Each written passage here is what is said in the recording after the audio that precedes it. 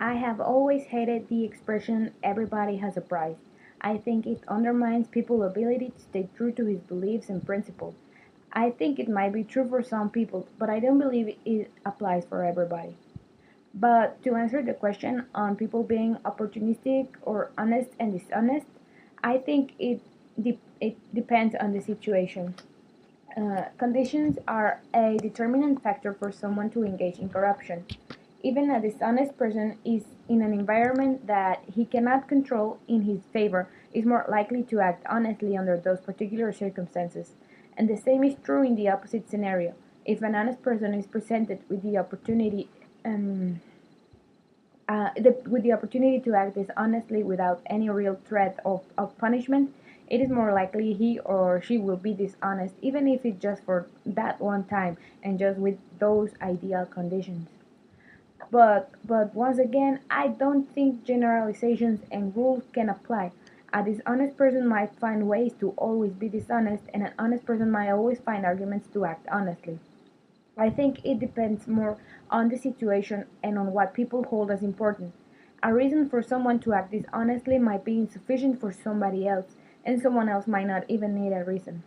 Once again, the great variety of ways in which corruption presents itself make it impossible to establish rules or how people will behave. To answer the question, do you think people are influenced by the reputation of the office where they are hired?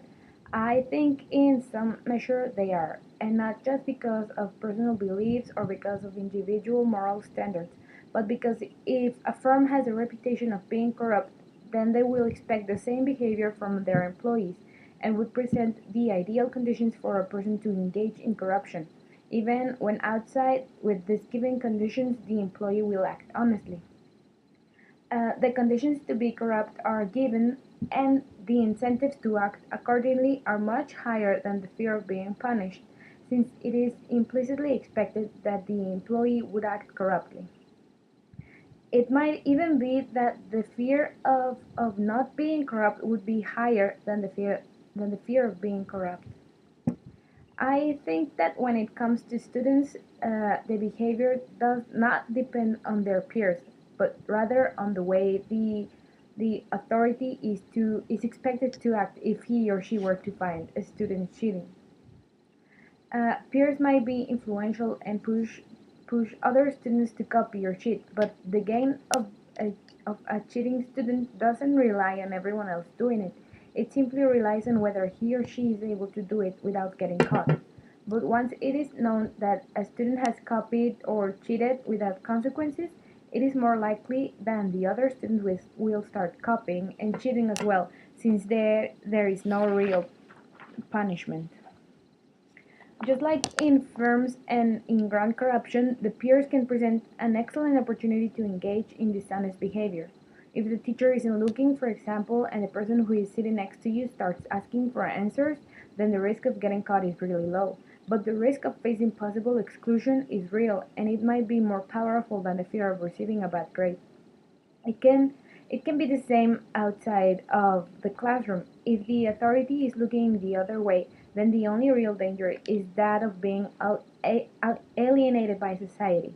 I have known people that make fun of others because they pay their taxes on time, or they pay their tickets, or because they don't bribe police officers.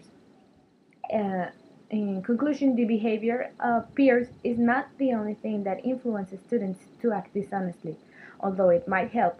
The behavior of students is mainly due to the response of the authority, or even the combination of peers and authority. The most interesting thing I learned this week is that corruption ratchets up. I have never considered how much easier it is to engage in a corrupt vicious cycle than it is to maintain a virtuous cycle. This low corruption equilibrium John Tuttle talks about requires that the reputation of the firm has not been altered. Once they are suspected of corruption, there is no incentive to be honest and prove them wrong. So this corruption spreads rapidly and ends up in a high corruption equilibrium where all opportunistic agents and principals are corrupt. However, it is much more difficult to go back to a low corruption equilibrium once the high corruption equilibrium was reached. Expectations and perceptions are determinant to make a campaign successful, and expectations take a long time to change.